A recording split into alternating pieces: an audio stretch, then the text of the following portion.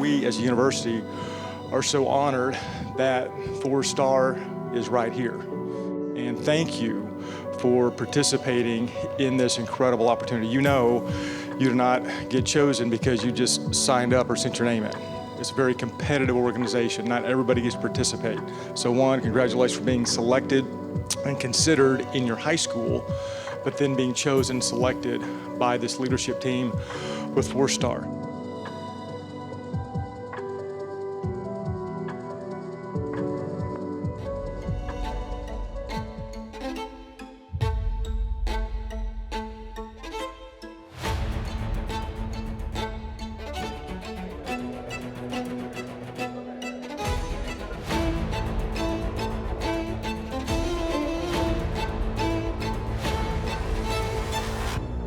There's so many people here from different backgrounds, but we all have the one goal of learning more about leadership and learning how we can better our community.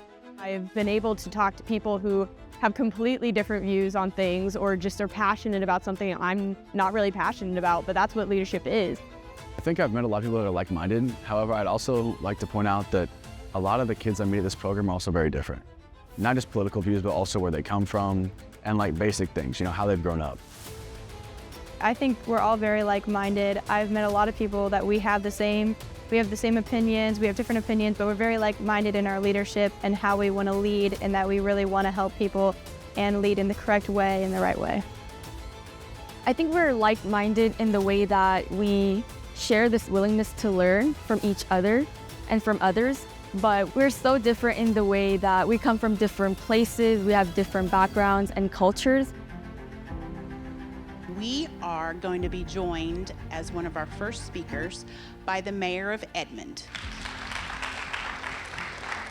Good evening, how are we doing? You are the future leaders of the world. You're leaders right now. And wherever you go, there's going to be some disparity that you're going to have to talk about. You can't do it alone. And I don't think any leader up here would tell you, for you to try to do it alone. You have to have a support team with you. It was really interesting to learn about how in our community we can implement being able to talk in a respectful manner about differing ideas. Senator Langford, who's about to come and give you some great pearls of wisdom. You cannot find a United States Senator who has spent more time with Americans, and I know a few non-parents here, young people your age, than James Langford. Let me let you in on a secret. You are here because people around you believe that you are a leader. So the task that we have during this time period is to take somebody who believes they're a leader, the people around them believe they're a leader, help them develop those skills because our nation desperately needs leaders. So let me give you some ideas. First thing you're going to have to conquer is gravity. Hey, can I borrow you for a second? We're going to break all the rules that your mom ever told you. I want you to stand on this chair. All right, here's what I want you to do. Take my hand. I want you to pull me up on that chair with you. Let's go, let's go, let's go, let's go, let's go. Everybody's waiting. You want the other hand? How's it going? All right, let me try this. That's a lot easier, isn't it? Yeah. You know why? Because I had gravity. Yeah, I had gravity working with me. So thank you. Especially, let's say thank you. Most simple principle. When there's problems and issues on it, pulling down is always easier than pulling up. His humility in leadership, and I think something that he highlighted is that you're leading not out of a desire to get something out of it for yourself, but out of a desire to serve others. And I think he really highlights the important aspects of servant leadership.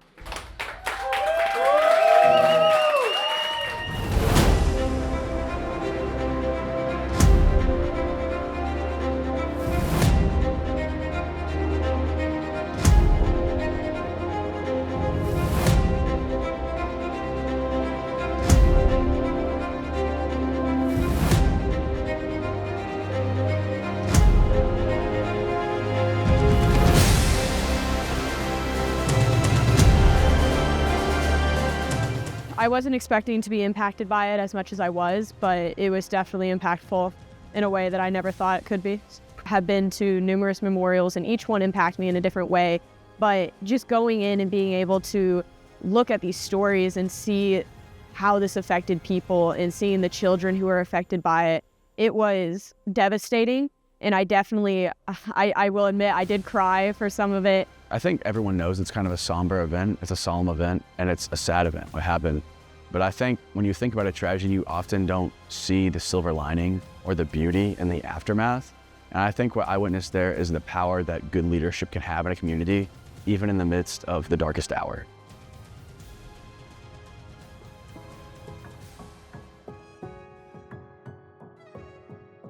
I mentioned last night that when I became president here just over a year ago, I knew 4-Star was looking for a home. So I'm so personally excited and professionally excited that 4-Star is here. And what I'm about to say, I don't think has ever occurred with any higher ed institution that 4-Star has been partnership with. Today I'm announcing to you all the first cohort of 4-Star ever, the 4-Star Scholarship Opportunity. If any of you choose the University of Central Oklahoma as your college home, you'll receive a $1,000 scholarship. Now I'm going to introduce Manu Meal. So yesterday the senator talked about the problem that grabs you. Like, what is that problem that really grabs you? The problem that grabbed me was, how do you build common vision at a time when we live in one of the most, according to the pundits, the most divided times in the country's history? How do you build common vision at a time when we're incredibly divided? Let's start talking about each other's vulnerabilities. Let's start just having a conversation about, well, where are you from? What brings you here? What's the name of your mom? How many siblings you got? Why did you protest? Why did you invite the speaker? What is the reason for why you skipped class to express yourself in this way? Let's have a real, honest conversation. And the next 75 minutes changed the trajectory, literally, of my life, because it showed me one thing. It showed me that we live at a moment where we radically overestimate how divided we are, and we radically underestimate the power of a conversation.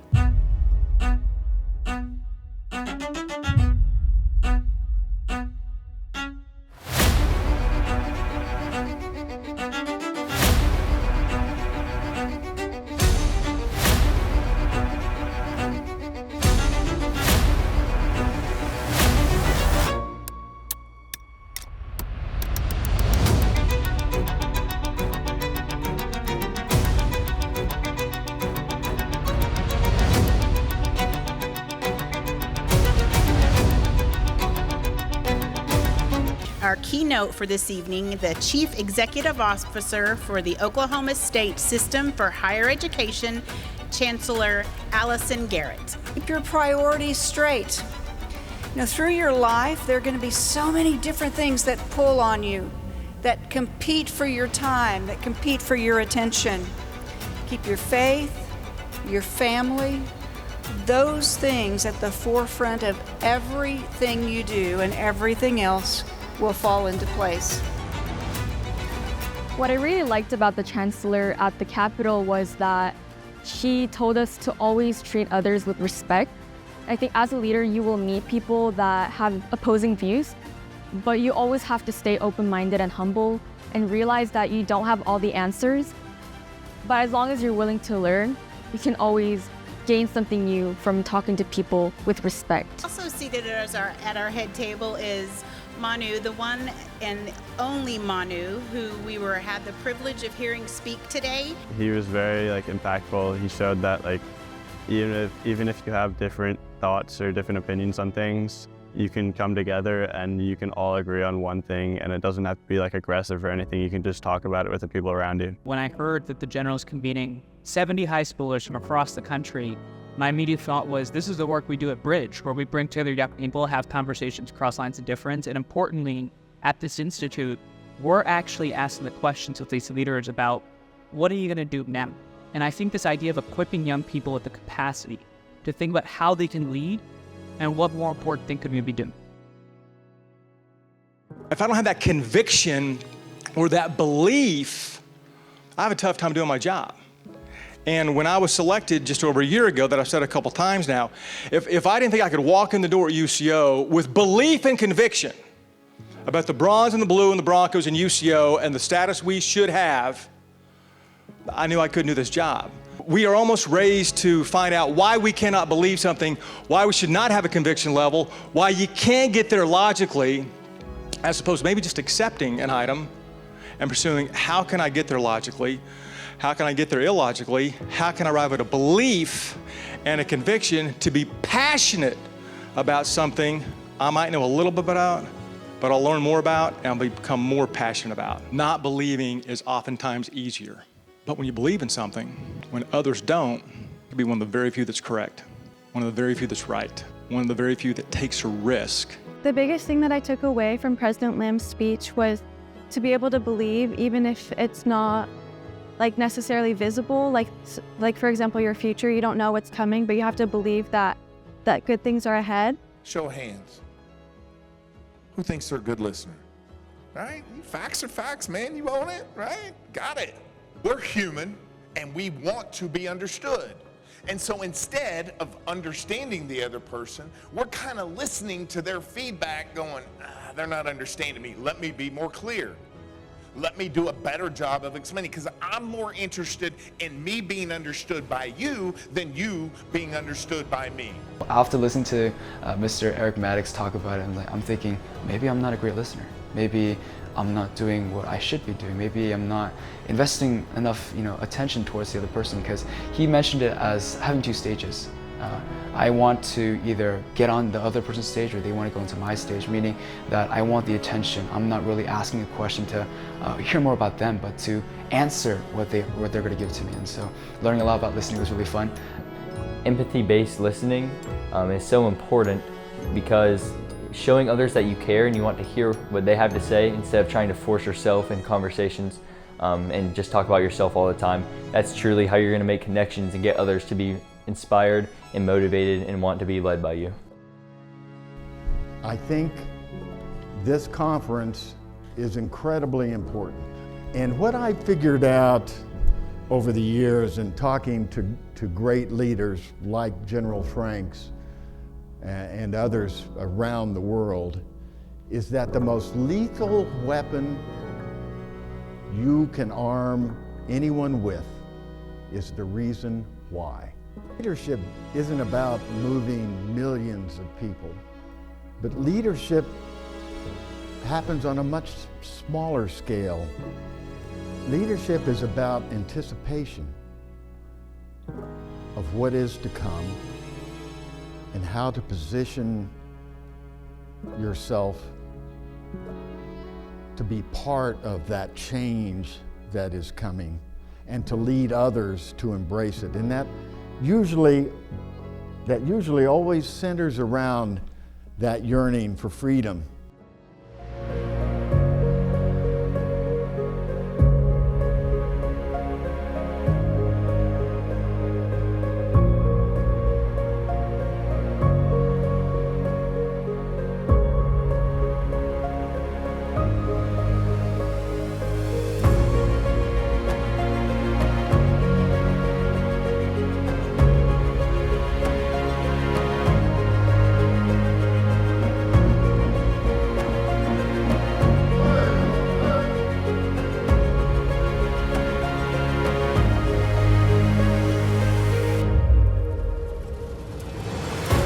I'm very proud, personally, but also professionally, as president of the University of Central Oklahoma, to have 4-star here on our campus. I love and respect General Tommy Franks and Kathy Franks for how they served our country and served the world. Another unique aspect about 4-star is the caliber of speakers. I mean, you cannot have a better founder, cannot have better administrators, cannot have better young people that pour in and encourage and kind of organize the week.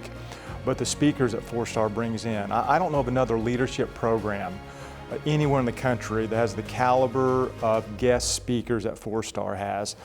CEOs, male, female CEOs, leaders in education, a senior United States Senator, junior United States Senator, congresswomen, congressmen, all walks of life, backgrounds from different speakers come and pour in to the students.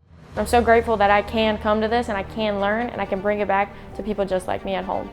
I think it's tremendously valuable for young people who have the potential to provide valuable leadership in the years ahead, to hear the experiences and to understand that It's not all going to be smooth.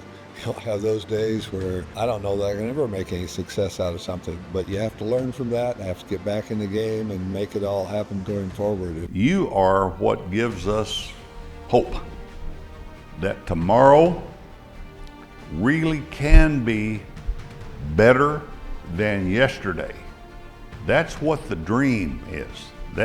That's the dream. I believe the most important paycheck that you can give people is a satisfaction paycheck. They want to feel good about what they're doing and that what they're doing matters to somebody going on. And the more you learn about a lot of different level jobs as you go on, the more you'll be able to make sure you give the satisfaction paycheck to the people that are doing all the different jobs going up through there. One thing I've learned, leaders don't come in one font. Like we're all different. We all learn something different. We're all constantly doing things that different. Not all of us are in ROTC, and not all of us are having nonprofits and everything. We're all making small changes that go a long way.